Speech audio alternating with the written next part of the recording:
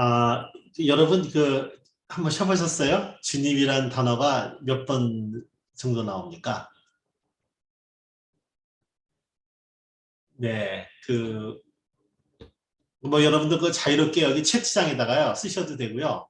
뭐 꼭 그것뿐만 아니라 여러분들 뭐 질문, 코멘트, 뭐 요약 아무거나 좋으니까요.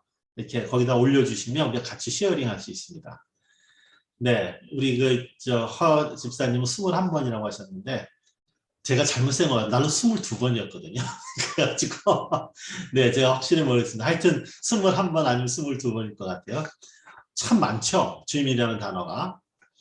이게 8절 정도 되는 짧은 시편인데 주님이란 단어가 무려 20번 이상 등장합니다. 그래서 어떤 사람들은 이 시편 138편을 주님 시편이다 이렇게까지 이름을 붙입니다. 워낙 주님이란 단어가 많이 나와서 그렇죠. 근데 이 주님은 원래 어떤 글자냐면요. 제가 이걸 보여드릴게요. 여기 있죠, 했는데 맨 위에 있는 그 히브리어거든요. 저게 원래 그 주님에 해당되는 단어예요. 그 네 글자인데 뭐 여러분 아시다시피 히브리어는 오른쪽부터 왼쪽으로 이렇게 있지 않습니까? 이렇게 있는데 전부 자음입니다. 네 개가 네 개의 글자인데 그래서 영어로 표현하면 YHWH예요. 고대 히브리어는 모음이 없었습니다. 그래서 자음만 쓰고 모음은 그냥 관례대로 알아서 읽는 거예요. 그런데 이게 하나님의 이름이거든요.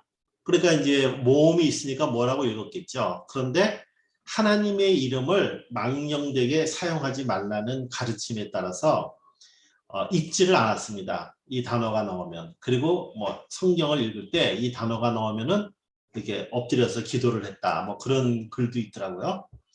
그러다 보니까 오래 지나다 보니까 잊어버렸어요. 이걸 발음하는 거를요. 하도 이거 소리를 내서 하나님의 이름을 말하지 않으니까 모음을 잊어버렸습니다. 그러니까 사람들이 그 당시에 아도나이라는 단어가 있는데 이 아도나이가 이게 주님이라는 뜻입니다. 이 아도나이에 있는 모음을 넣어가지고 읽었습니다. 이 사에다가. 그래서 여호와 혹은 야훼 이렇게 발음을 하게 된 것이죠. 그러니까 성경에 야훼 혹은 여호와라고 나오는 거는 이렇게 돼서 나온 거구나 이렇게 아시면 될 것 같습니다. 그러니까 마틴 루터가 성경을 독일어로 번역하면서 여호와나 야훼는 그 사람이 보기에는 약간 의미가 없다고 본 거예요. 왜냐하면 본래 자음에 아도나에 해당되는 모음을 넣어서 읽으니까 좀 생뚱맞다고 본 겁니다. 그래서 독일어에 헤어라고 번역을 했어요. 이 헤어가 주님이란 뜻인데 이 단어가 오늘날에는요 참 문제입니다. 이 헤어가 영주라는 뜻이었어요. 그 당시에. 그러니까 영주는 그 영주령에 사는 사람들의 생사 여탈권을 가진 그런 왕과 같은 존재였습니다. 그러니까 헤어와 농노와의 관계있죠.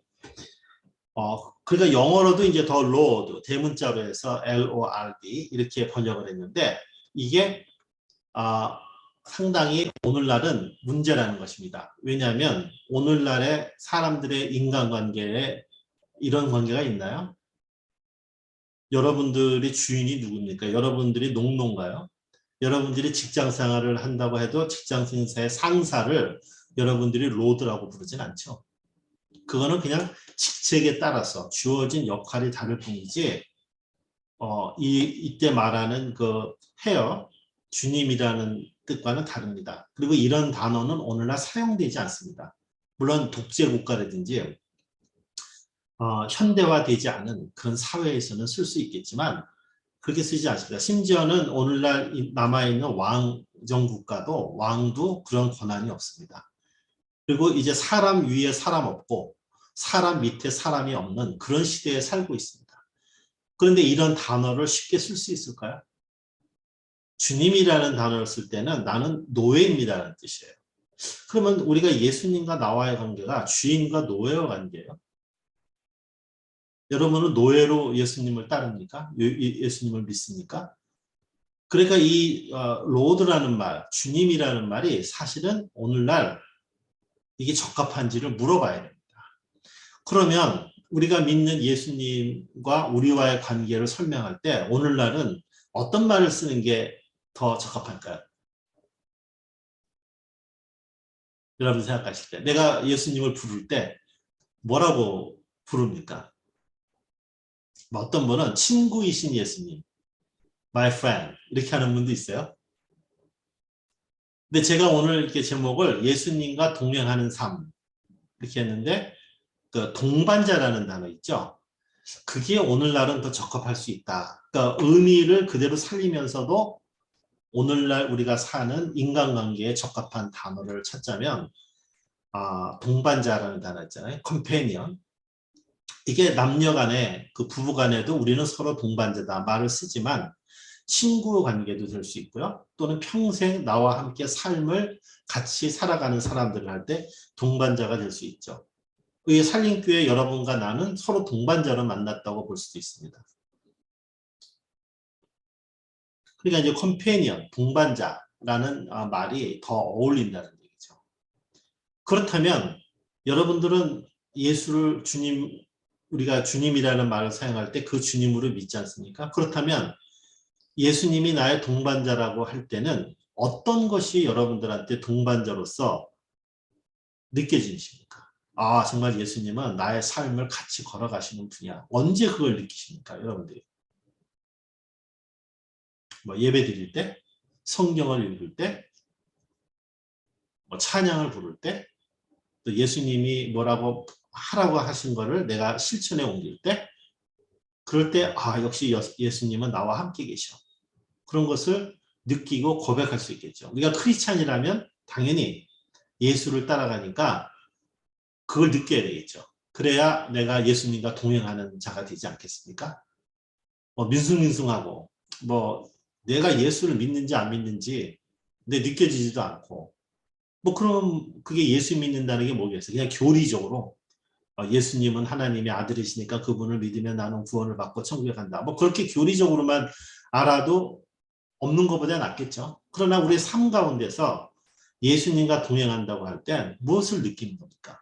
오늘 시편 말씀을 보면 당시의 문화에 따라서 주님이라고 지금 고백을 하고 있는데 이 다윗은 이 가운데 어떤 분이신지를 한번 우리가 살펴보고 그 가운데서 예수님이 어떤 분인지 확인해 봤으면 좋겠습니다.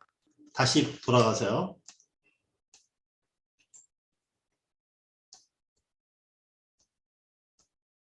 네, 오늘 시편 읽지 않았습니까? 우선 오늘 이렇게 보면은 2절에 보면요. 이렇게 되어 있습니다.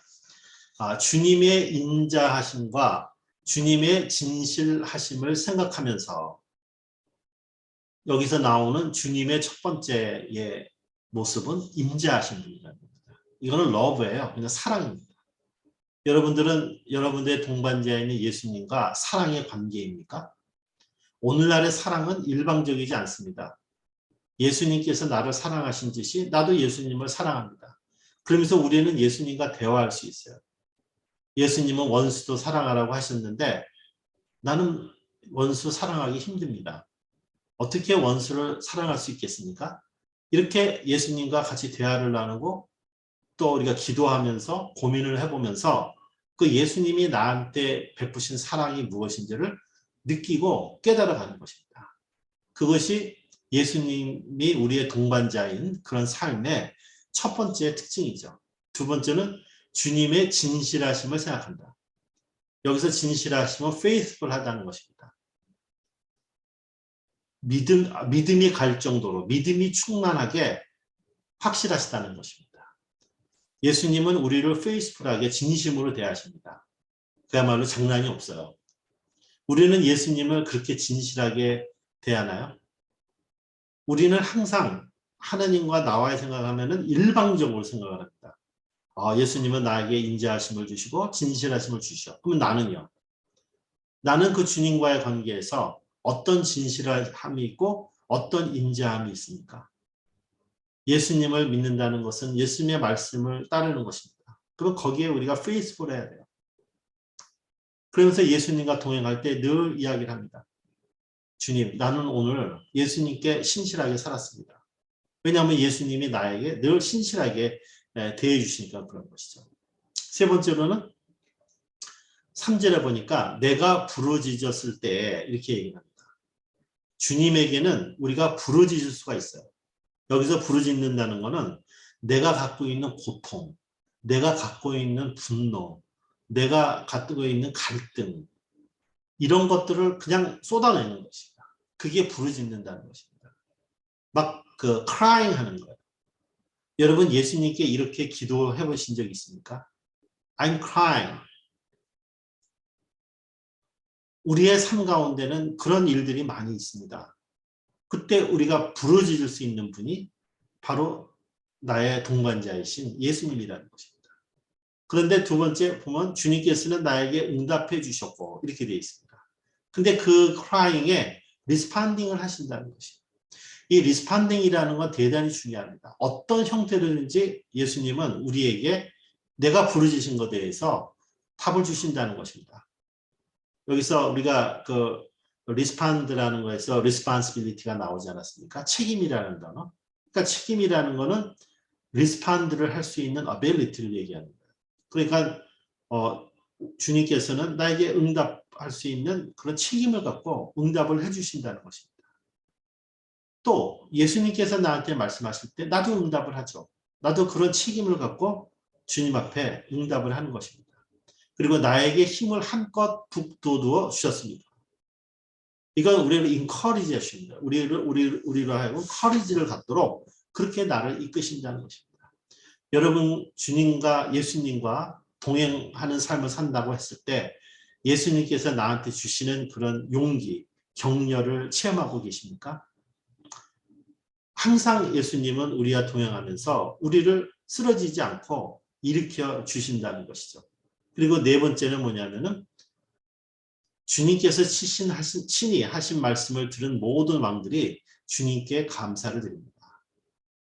세상의 권력자를 다스리는 분이시라는 것입니다.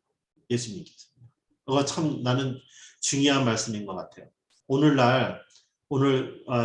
요즘에 한국의 20대 대통령 선거를 앞두고 있지 않습니까? 그런 권력자들이 누군가가 대통령이 되겠지만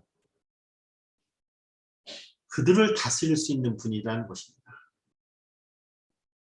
우리가 뉴스 지상에 나오는 거 보면 정말 한심하게 이를 데가 없는 기사가 참 많더라고요. 그 사람들이, 그 권력자들이 주님이 다스리는 그러한 그 관계가 예수와 우리의 관계에 있다는 것입니다. 이것 또한 굉장히 중요한 것이죠. 그리고 주님께서 높은 분이시만 낮은 자를 굽어보시고 이렇게 얘기를 하십니다. 이 사회에서 정치, 경제, 문화, 사회, 교육적으로 낮은 위치에 있는 사람들, 그런 사람들을 절대로 예수님은 낮게 보지 않으신다는 겁니다. 이 사회는 클래시즘에 의해 가지고 사람을 차별하지만 예수님은 절대로 그러신 분이 아니라는 것입니다.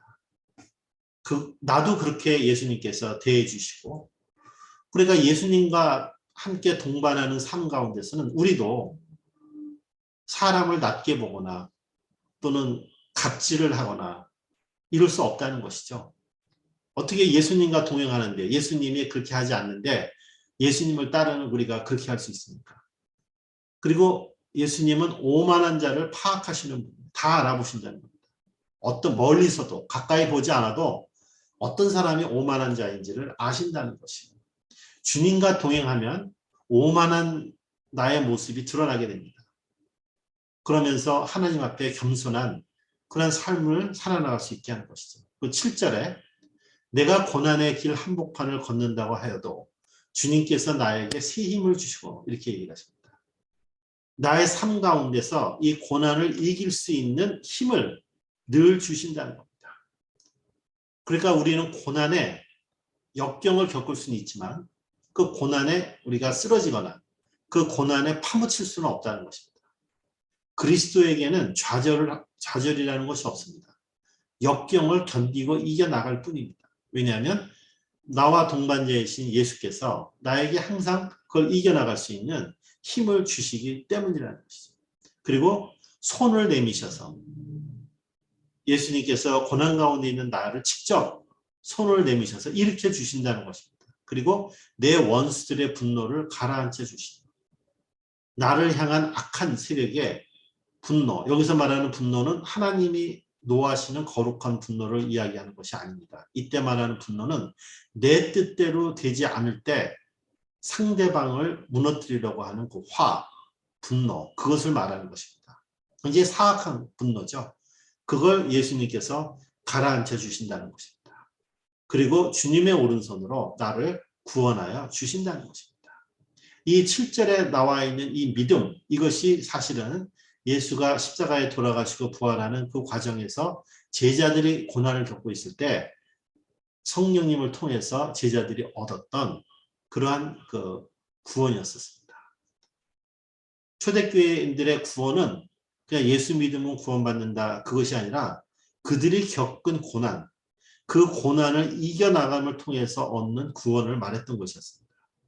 그리고 마지막 8절에 주님께서 나를 위해 그 원수들에게 갚아주시니 보응을 하신다는 것이죠. 이거는 저스티스의 하나님을 얘기합니다. 나와 평생 동반하는 예수님은 정의의 하나님이십니다.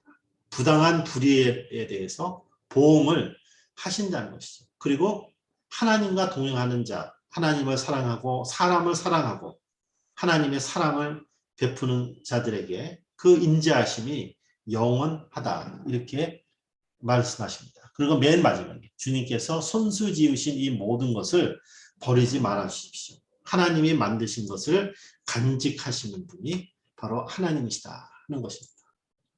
여러분, 예수님과 동행하는 삶은 아주 구체적인 것입니다. 추상적인 게 아니라 나의 삶의 현장에서 나와 만나는 사람들, 내가 하는 일, 나의 비전, 나의 꿈, 또는 나의 능력, 나의 가치관, 나의 삶의 태도, 심지어는 나의 감정, 나의 손과 발이 움직이는 행위, 이 모든 것을 통해서 사랑과 신실하심으로 우리와 함께 하시는 분이십니다. 이거를 매일매일 여러분들이 체험을 하실 때 오늘날의 의미에서 주님하고 내가 고백할 수 있는 것입니다. 여러분, 주님은 우리를 노예로 부르신 게 아닙니다. 그러니까 옛날 의미에서 노예와 주인과의 관계에서 주님, 이런 개념을 가지면 안 됩니다. 저는 여러분들한테 동반자라는 말을 하나의 서제션을 하고 싶습니다. 늘 내 옆에서 나와 함께 걸어가시면서 나를 정죄하기보다 나와 대화를 하시면서 이런 좋은 것들을 주시는 이런 예수님, 이런 예수님을 매일매일 체험하며 살아가시기를 바랍니다. 여러분들이 기도하실 때, 성경을 읽으실 때, 메시지를 들을 때, 함께 쉐어링을 할 때, 찬양하고 찬양을 들을 때, 또 여러분들이 행위로 예수님의 뜻을 행할 때, 어떤 순간에도 그 예수님이 우리에게 주시는 이런 아름다운 것들을 느껴보시기 바랍니다. 여러분들의 그런 체험 가운데 여러분들은 더욱더 성숙한 그리스도인이 돼서 이제 예수님과 여러분만 함께 걸어가는 게 아니라 여러분과 함께하는 가족, 친구들을 다 같이 함께 하면서 예수님과 걸어갈 수가 있는 것입니다. 우리 산림교회는 다 함께 예수님이 우리의 동반자 되셔서 우리의 인생에 함께 걸어가는 이런 은혜가 늘 충만하시기를 바랍니다.